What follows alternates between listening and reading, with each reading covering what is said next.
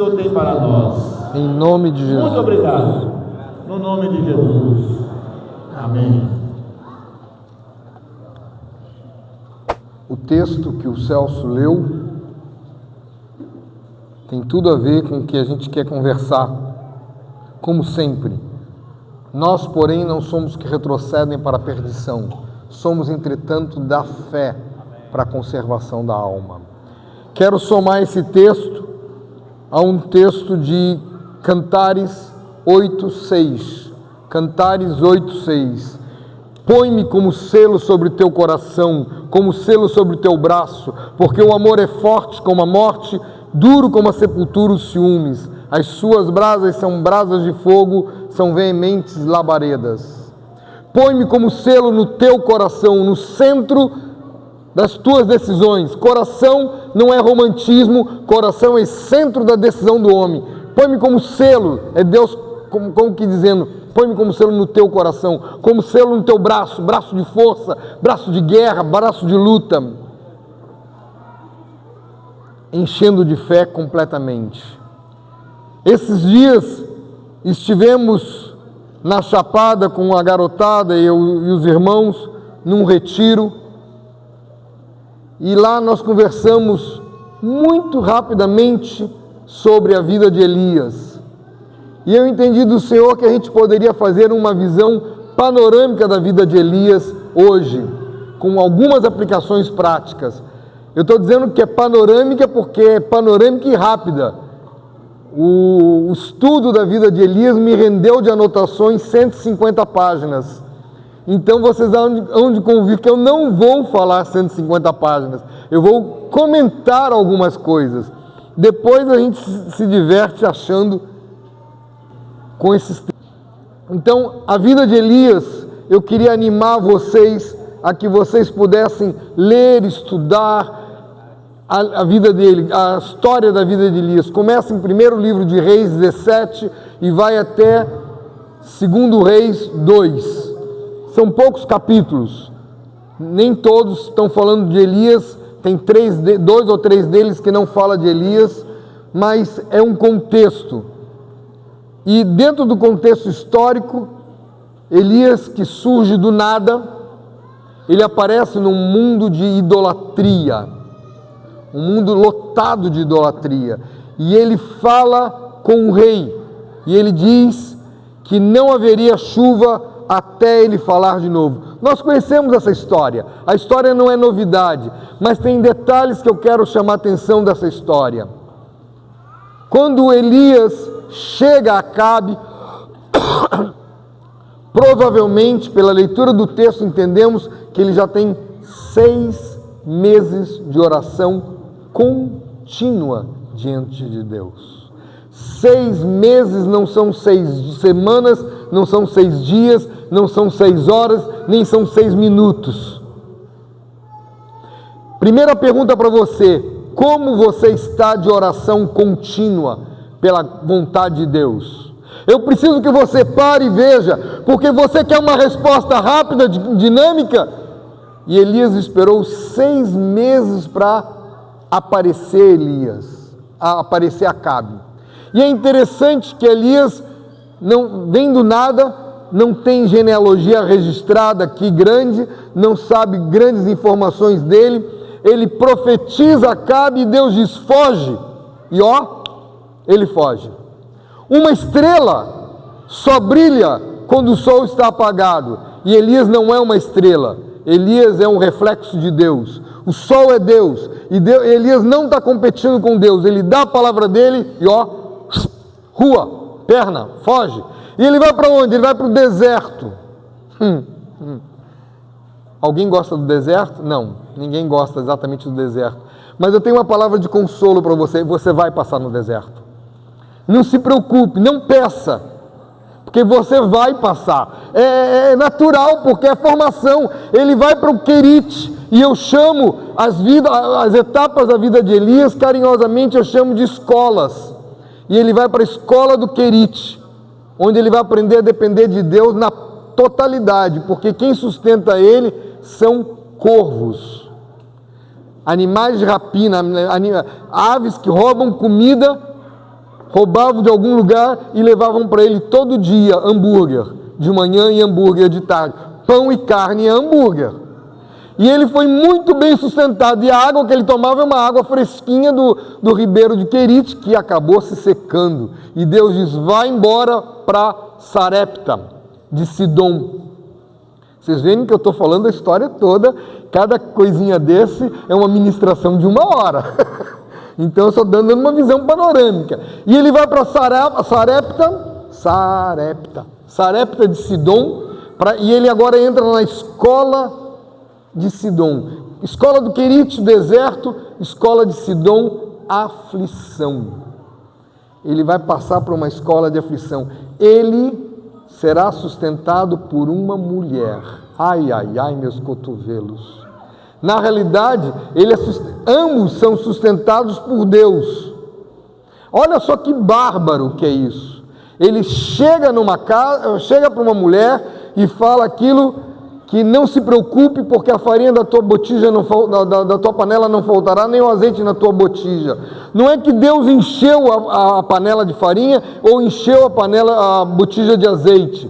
A quantidade era exatamente a última. Todos os dias ela ia tirar a farinha, fazer a comida, e a farinha continua lá. Você já teve essa experiência? Você já experimentou viver segundo por segundo debaixo da graça de Deus? Queria contar uma história para vocês, só para vocês entenderem que isso não é para os tempos passados, nem é para os profetas antigos, é para todos nós. Alguns anos atrás, no período das vacas esquálidas, elas não eram magras, porque magra é gorda, elas eram esquálidas, menos do que magra. Nós estávamos no grupo caseiro e o tonto aqui, eu, me animei com a presença de um irmão que tinha vindo dos Estados Unidos, trazendo notícia de alguns outros irmãos dos Estados Unidos, e convidei ele: fica para jantar conosco. A minha esposa me olhou. Nossa comida era uma torta fria. Torta fria é aquele pão qualquer coisa e maionese com qualquer coisa.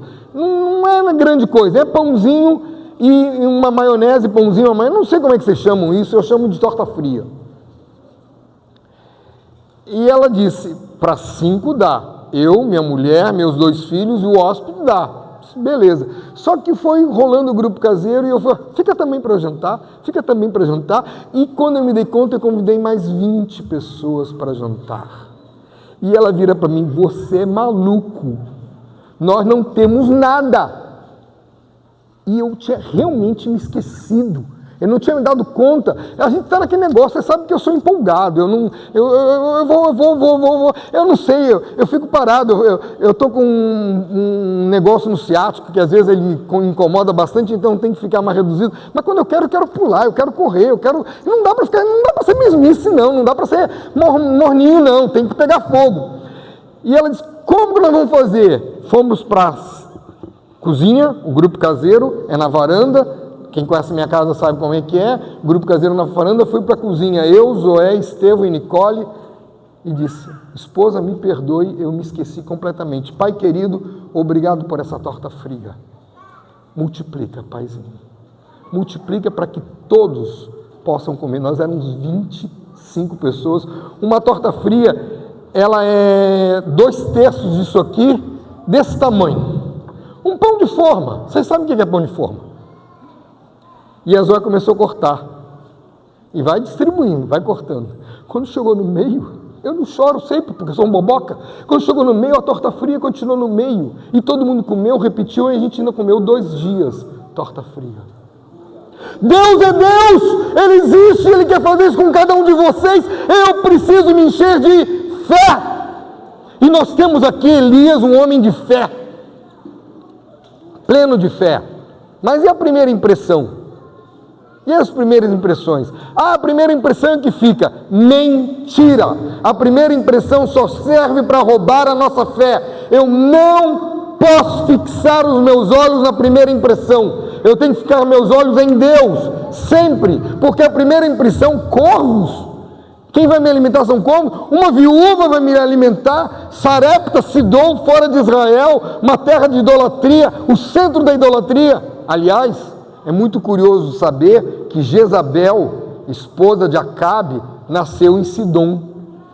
E ele vai fugir, vai se refugiar no local que ela nasceu, o local mais improvável que tem para ele se proteger, porque como é que ele vai parar no meio da idolatria?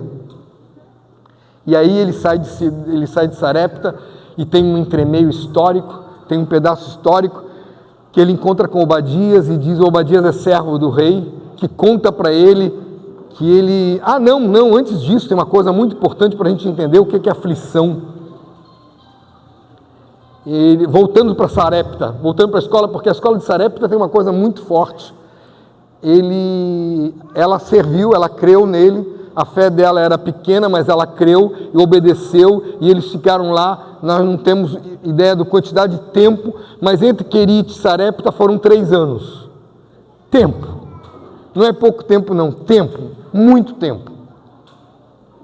E o filho dela morre. O filho da viúva adoece e morre. E ela chega para o profeta e diz: vieste aqui para trazer a lume o meu pecado? Viesse aqui para... Ele começa a acusar o profeta. E o profeta pega o filho, quebrando toda a lei cerimonial, porque não podia se pegar num morto, senão ele não poderia chegar à presença de Deus. Ele pega um morto, vai para o quarto dele, deita na sua cama o morto e faz uma oração que nunca ninguém tinha feito até aquele momento: Senhor, devolve a alma para esse menino. Não havia nenhum ressuscitado até aquele momento. Senhor, devolve a alma daquele menino, devolve a alma daquele menino. E ele orou com a mesma insistência e a alma do menino voltou para ele. É como se ele pegasse, nós estamos vendo o Itamar com o neto no colo, levando para ela: eis aqui teu filho. E ela diz: agora sei que você é homem de Deus. O milagre diário estava ocorrendo, mas ela ainda não sabia que ele era homem de Deus. Agora sei que tu és homem de Deus. Isso não é aflição? Você já teve um filho doente? Você sabe o que é filho doente. Neto doente é pior do que filho doente, porque sofre o pai do neto e sofre o pai do neto com o neto. É um negócio espetacular. Porque a gente cresce. Tudo a gente cresce. Não tem como não crescer. Eu estou com o meu neto lá em Boa Vista, fazendo uma semana com uma sigla lá, grave, uma coisa respiratória grave. Já entrou nos antibióticos, já tomando antibióticos, e ontem de noite ele começou a ter melhoras. Como é que fica o coração da gente? Apertado. O coração da mãe é aos prantos. O coração do pai recém-convertido clamando. E o nosso, Jesus tem misericórdia daquela criança. E assim a gente e são escolas de aflições. Ele sai, foi para o entremeio, encontrou Obadias, o servo do rei, que diz para ele: escondi 100 profetas de Deus quando Jezabel matava todos os profetas de Deus. Escondi e alimentei a pão e água. Aí eu me lembrei, ele ficou com o de hambúrguer. Os outros ficaram de pão e água. Deus é Deus. Porque um hambúrguer é sempre um hambúrguer. Pão e água é pão e água. A gente sobrevive, mas é pão e água. E aí marca o encontro com o rei Acabe, que saiu para procurar alimento para os seus cavalos e mulos. O que isso me lembra? Alguém preocupado com um cavalo em cima de um telhado. Que loucura! Se não repetição da história. A gente tem na palavra, não tem que fugir para onde. E quando Acabe encontra com Elias, és tu o perturbador de Israel? Porque Acabe está jogando sobre Elias toda a responsabilidade da seca, porque ele diz: não vai ter água, vai ter seca, não vai ter alimento, vai morrer gente. E Acabe profetizou. O que Acabe queria era arrependimento do rei, arrependimento de Israel, e não houve isso. E ele joga a culpa toda em cima de Elias. E Elias diz: não sou eu o perturbador de Israel, mas és tu. Não é ninguém aqui não, tá? Eu estou apontando, mas és tu aqui. Se eu culpar, apontar para alguém, vai achar que eu estou achando, não estou achando nada. e eles vão para o encontro na Escola do Carmelo. Eu chamo Escola do Carmelo, é Monte Carmelo, que todos nós conhecemos a história, mas tem muitos detalhes que a gente poderia tirar daqui, e a gente vai vendo que Elias vem num processo de entrar em crise de ansiedade. Primeiro, ele chega diante de um rei, o coração devia estar a mil, dá uma palavrinha suave, vai vir seca sobre tudo. Imagina você na frente de um dos apóstolos profetizando sobre eles. Não estou só querendo dizer, mostrando. Quando é uma palavra boa, a gente vai todo, oba, eu vou profetizar a bênção, estou embutido na bênção do cara. A gente não presta, a gente é um caso sério. Mas quando a gente vai profetizar uma coisa séria, não é fácil. Esses dias, precisei dizer para minha filha, que é essa número 3, essa que o marido se converteu agora. E eu disse a ela, você lembra da história de Jacó e Raquel? Jacó e Raquel. Eles saem de Padã Arã com seus filhos e todo o seu povo e param em Siquém, e Diná, a filha dele, é abusada em Siquém. E os filhos matam todos os homens de Siquém. E Jacó fica apavorado, pede todos os objetos de idolatria, enterra debaixo de um carvalho e vai embora para Betel para adorar a Deus. Sai de Betel em direção a Belém e morre Raquel com o nascimento de Benjamim. E eu comecei a perguntar a Deus, por que Raquel morreu? E Deus me disse, porque ele precisava enterrar a idolatria dele. A idolatria dele não era um objeto, era a mulher dele. E ele enterrou a idolatria dele. E eu tive que dizer para minhas filhas, você está vendo essa história? Pois se você não se arrepender, Deus vai levar teu marido. E estavam na minha casa. E não é brincadeira, ela tomou um pânico, ela descongelou, entrou no quarto, ficou 12 horas no quarto, saiu do quarto, ele não vai morrer. Ela se arrependeu e ele se batizou logo em seguida. Você está disposto a ser profeta? Porque a história de Elias é um convite para a escola de profetas, para todos sermos profetas. E chega no Carmelo, é o grande palco, lotado de gente, é o lugar ideal, e ele começa a escarnecer dos profetas de Baal, que berram, clamam. Ele chega a curtir com a cara deles. Vai ver que está dormindo, vai ver que está fazendo necessidades, grita mais alto. Isso tudo já é sinal de que ele está entrando numa crise de ansiedade. A gente estudando vê isso mais adiante. E chega a vez dele, eles não conseguiram nada, ele vai montar o altar, obrigado. Vai montar o altar com as 12 pedras, como se lembrando, não somos dois povos, somos um povo só, Israel e Judá é um povo só. Ele monta o altar, ele põe a lenha, põe o holocausto todo partido, manda jogar água, e você somar, vão ser 4 vezes 3, 12, lembrando também as tribos de Israel.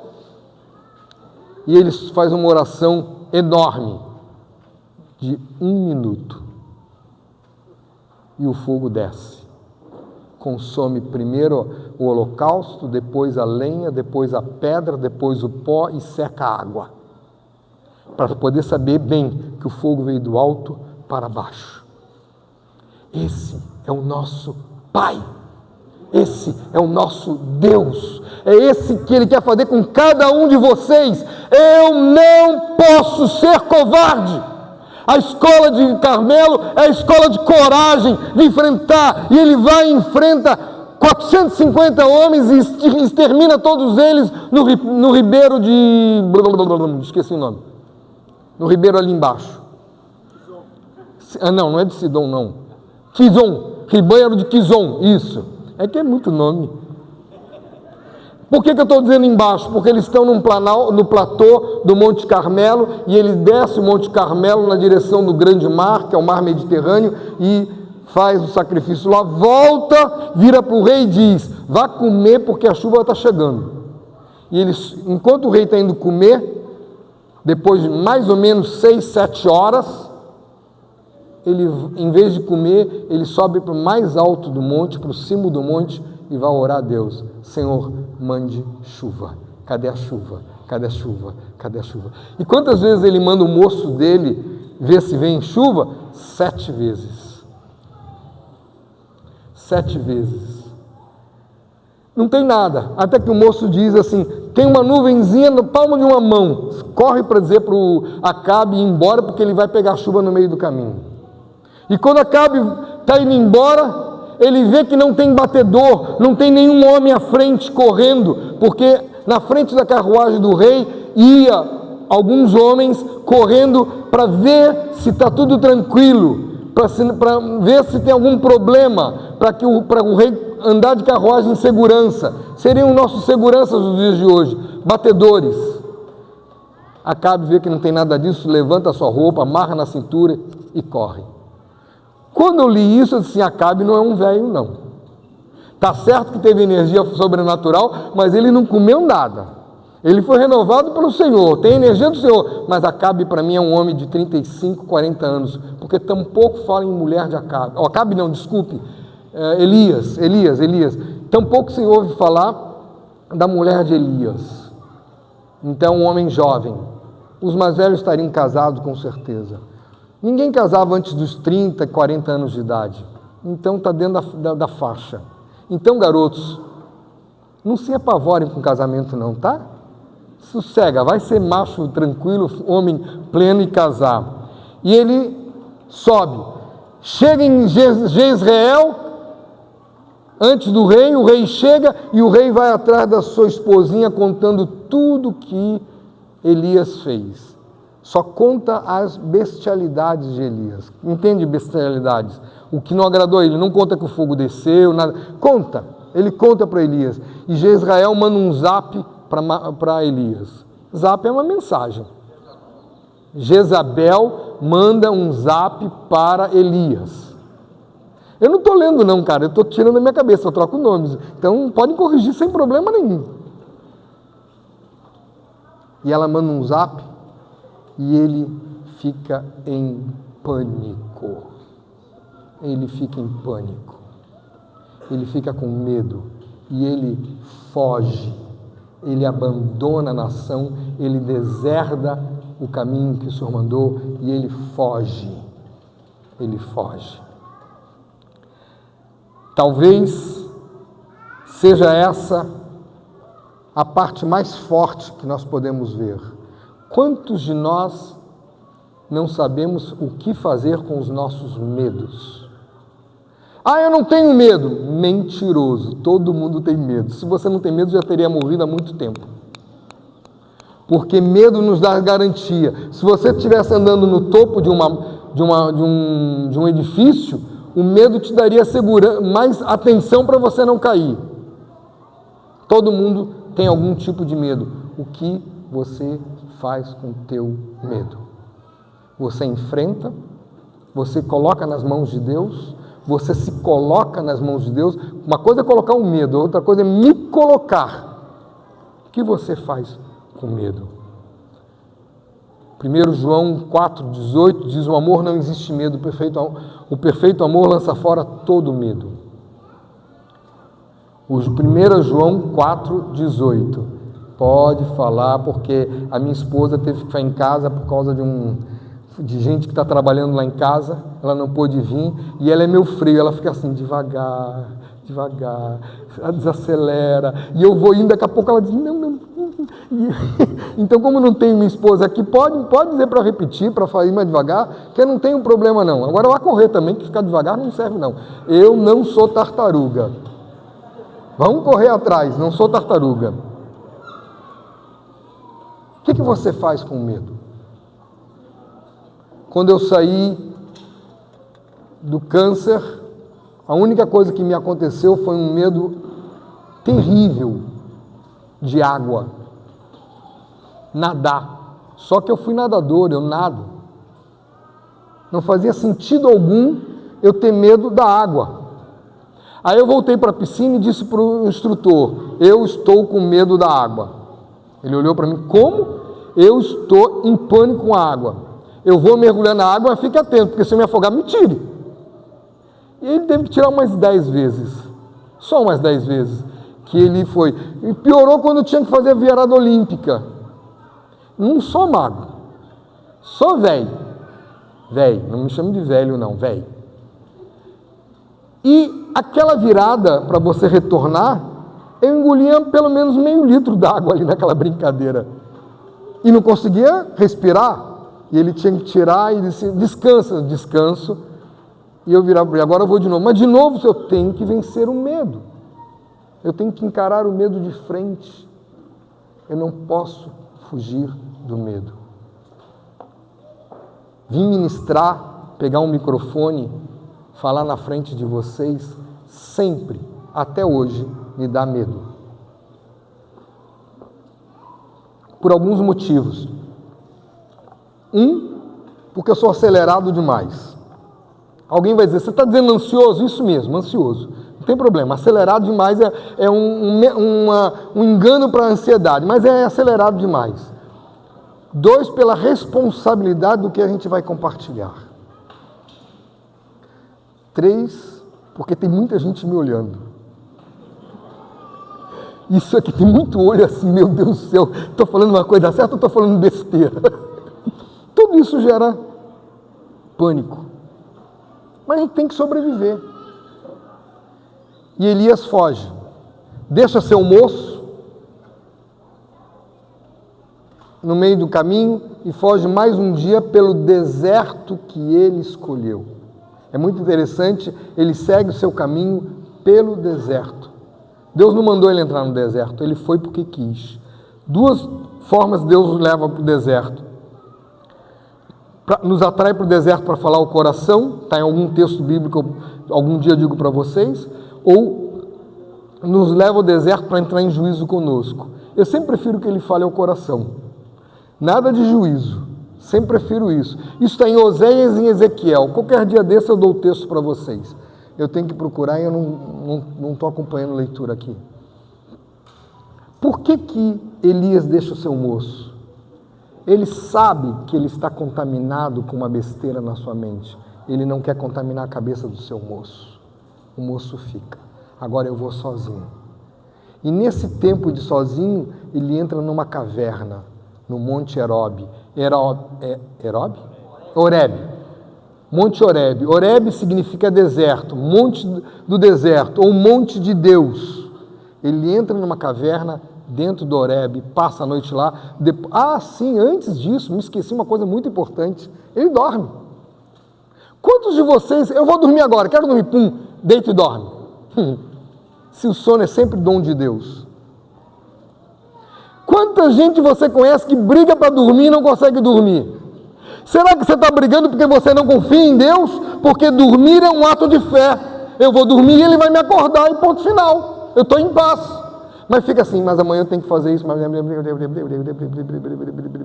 E não consegue dormir. Desliga, como é que eu desligo? Jesus, amanhã é teu, obrigado, boa noite. Puf.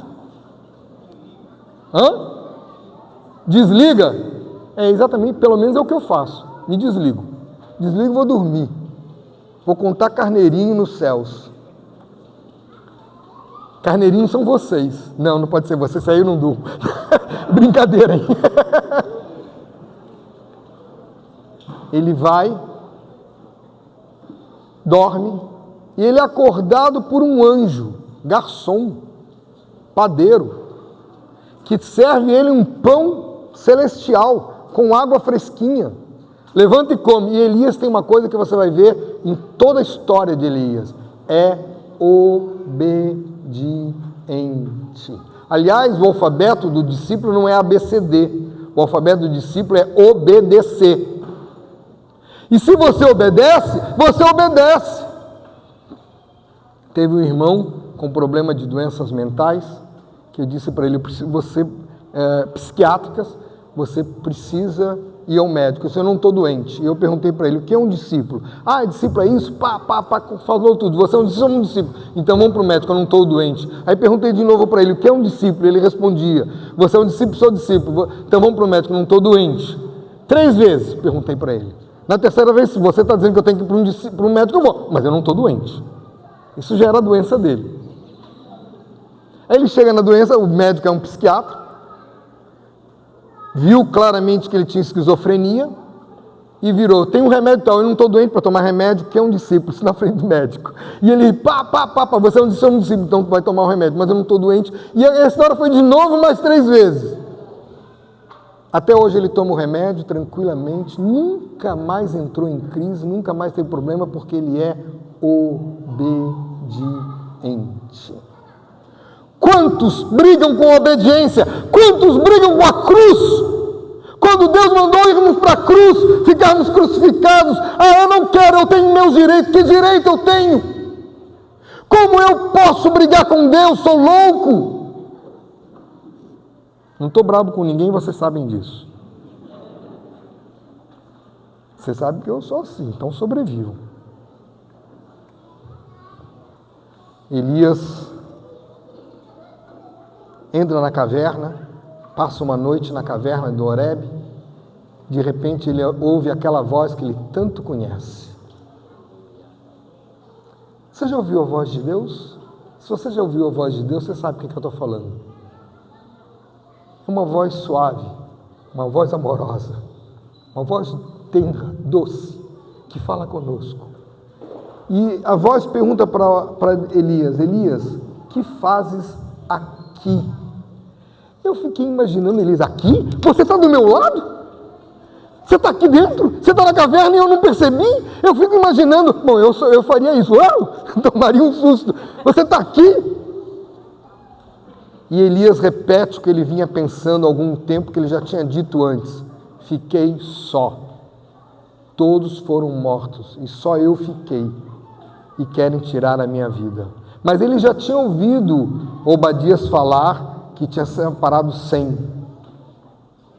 Aí Deus não recrimina, Deus não dá bronca nele, Deus não faz, qual é a tua? Você é um discípulo, um discipulador, não tem fé, você é um líder. Não faz nada disso. Ele só convém, sai. E aí vocês conhecem a história. Passa uma tempestade, passa um terremoto, passa um fogaréu, e Deus não está nada disso, e Deus aparece num cicio, suave e tranquilo. Porque é exatamente assim que Deus fala conosco. Em cicios suaves e tranquilos. Por isso que a gente ouve muitas vezes Deus na madrugada e na noite, porque está suave e está tranquilo. Não quer dizer que a gente não escute durante o dia. Elias estava carregado, a mente dele. Elias entrou numa depressão. E Deus levemente pergunta a ele, Elias, que fazes aqui? E ele repete a mesma coisa, como se Deus não tivesse ouvido nada minutos atrás. Ele repete exatamente a mesma coisa, só que ele ainda pôs extremamente, ele ainda põe um extremo. Ele põe, eu estou extremamente só, como é que é o texto? Esqueci aqui. Ele acrescenta um extremo. E Deus faz o que com Elias? Vai trabalhar, vagabundo, vai te criar, criatura. E Deus, Elias, vai trabalhar, Elias. Volta pelo teu deserto e unge um rei na Síria, um rei em Israel, e a Eliseu depois de ti. Eu fico imaginando a alegria dele. Depois de mim, Eliseu, eu não sou velho. Então quer dizer que ele já fica imaginando, e ele vai, acha Eliseu, começa por Eliseu, ele primeiro unge Eliseu, e a gente conhece a história bacana, que a gente canta, queimei minha carruagem, a gente canta, a gente nem sabe quando está cantando, que está cantando de Eliseu. Ele joga um manto, e Eliseu não era um homem à toa não era um homem sem trabalho. Ele estava na 12ª junta de bois. Se tinha da 12ª, é número 12, tinham 11 na frente trabalhando. Ele estava na última. Ele não era um homem pobre, porque ele tinha pelo menos, todas aquelas juntas eram deles. 24 animais na frente dele, então era um homem de posses. Ele joga a capa e diz, já sabe o que eu fiz? Deixa eu beijar meu pai, vai e volta. E E aí Elias vai beijar o pai, dá uma churrascada legal para os amigos, come um churrasco. Elias não é bobo, foi comer um churrasquinho junto também, porque está ali, está sendo feito. E ele segue em caminho. E Elias volta a ter um moço. Eu queria perguntar para vocês, você já foi moço de alguém? Você tem algum moço? Ou você, jovem, por que você não é moço de um profeta de Deus? Por que você não está grudado a um profeta de Deus para aprender com ele? Por que você não está grudado de um mestre para aprender a ser mestre? Ah, porque eu tenho faculdade, é porque eu tenho que estudar, porque eu tenho que trabalhar. Te vira!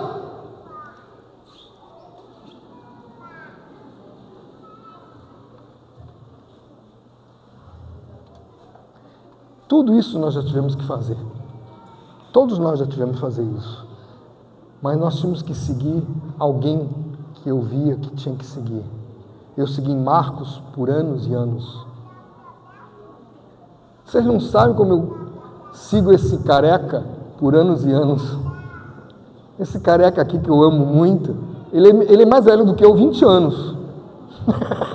Eu sou fisicamente 9 anos mais velho do que ele. Mas emocionalmente ele é 20 anos mais velho do que eu. Eu tenho que aprender com ele. E aprendo com ele, eu sigo, observo, aprendo. Não estou te ofendendo não, né, careca? Oh, não, Benito. Eu fui daqueles que conheci ele completamente cabeludo. E ele tinha muito cabelo. Foi um deserto, quem sabe uma sarepta, que levou a ele ficar sem cabelos. Ainda bem que foi ele, não foi Dani. Então Deus é misericordioso com ele, protegeu Dani. A gente pode seguir sem o outro saber que eu estou seguindo, mas estou perto, estou prestando atenção, estou registrando, estou guardando, estou somando. Cadê os moços da igreja? Cadê os moços dos dias de hoje? Nessa brincadeira, você vai descobrindo algumas coisas. E uma delas que eu descobri foi muito expressa por uma frase que eu recebi. A calma protege a alma. A oração protege o coração. A calma protege a alma. Sérgio, te acalma. Sérgio, te acalma. Benito já falou isso muitas vezes também. Vai mais devagar. Tá, mas não é fácil ser tartaruga. Benito não é tartaruga não, hein? Benito não tem nada de tartaruga. Só estou falando que ele é calmo. Ele protege a alma. Mas o outro diz, a oração protege o coração, o centro das minhas decisões. Como eu tenho feito? Tenho orado? Tenho clamado? Como é você, meu amado? Como é você, minha amada? Vocês estão vendo que eu estou tentando ser totalmente sucinto. E Elias é restaurado, ele deve ficar mais, pelos cálculos que eu fiz, mais uns 3 anos e pouco, preparando Eliseu, e quando ele vai partir, ele diz para Eliseu, fica aí que eu vou em Gilgal. E Eliseu, sabendo o que ia ocorrer, ele não disse, não vá comigo, ele disse, fique aí. Ele não proibiu ir com ele. Eliseu, não vou te deixar. E aí começa uma história onde se repete a mesma coisa, como se fosse um poema, vai se repetindo. E Eliseu viu Elias sendo tomado numa carruagem de fogo. Elias foi um homem que não conheceu o portal da morte. E você? Está preparado para isso? Está preparado para ser profeta de Deus o tempo todo? Passamos pela escola de Querite, escola de Sarepta, escola do Carmelo, escola do Horebe, e agora entramos no fim, que ele é um sucesso, ou ele fez um sucessor. Sucesso, um pai de sucesso, é aquele que tem pessoas que o sucedem, que completam, que sigam ele, sigam os passos dele. Como é você? Você é um sucesso para Deus? Contei a história toda em 36 minutos, 37 minutos. Óbvio que eu não contei detalhe nenhum, praticamente. Eu queria desafiar vocês a lerem, estudar, pesquisar, se mergulhar na história, porque vocês vão crescer muito. Qual é o grande lance de conhecer Elias? Porque Elias, como diz Tiago 5,17, é um homem semelhante a nós. Porque quando você olha para Jesus, não, Jesus era Deus. A gente sempre consegue complicar um pouquinho o homem Jesus, mas você não pode fazer isso com Elias. Elias era um homem semelhante a nós, sujeito aos mesmos sentimentos e às mesmas emoções. Todos nós temos nossos altos, todos nós temos nossos baixos. Aliás, o teu coração bate alto e bate baixo. Se ele parar de bater, ele vai ficar retilíneo e você dentro de um caixão. Acostume-se com os altos e baixos, faz parte da vida. Pai querido, obrigado pela tua graça, obrigado pela tua bondade, obrigado porque tu começaste em cada um de nós a tua boa obra e sabemos que tu vai nos levar muito, muito, muito mais além. Leva-nos, Senhor, além, forma para ti um povo, uma nação que vive na cruz, tomada pela tua graça e que profetize, que faz discípulos em todo o tempo. Eu lhe peço isso em nome de Jesus. Amém.